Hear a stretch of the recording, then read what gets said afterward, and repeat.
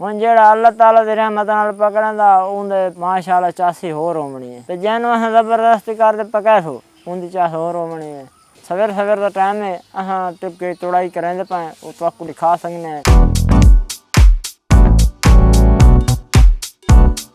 इधर देखो ये नाथे पई ये ताज़ा आम तोड़ते बूटे लाते बैठे हैं तो आपको दिखाते पाए पे टिपका क्या चीज़ होती है। असा उन्होंने नथ नाल लेने फुल मिठास है।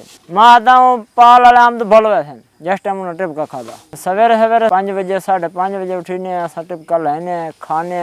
असा बागां दे मौसम दा नाश्ते नहीं करेंगे जेह्ड़े बागां दे विच होने अस पूरी पूरी यार रोटी नहीं खाते। सानू ये आम चंगा लगता है, मौसम दा मेवा है, अस खा लेने। बड़े लोग इन्हें पसंद करें, बड़े लोग बागां चुआ लै बैंदे। मेरा नाम है मोहम्मद फयाज हसन ते टिपके दा अंब अस आप भी खुद खाने ते इत्थों वाले जिमीदार भी टिपका घेन वंदे। टिपके दा अंब ये होंदा है बई केड़ा उत्ते पक्का खड़ा होंदा ते टिपके वाला अंब केड़ा तां बई 2-4 घंटे 5 घंटे रख सकदे वे। कच्चा अंब केड़ा तां 2-4 जाड़े बई पुली लगी होंदी 2-4 जाड़े तग वंदे वो सफ़र करे बाग।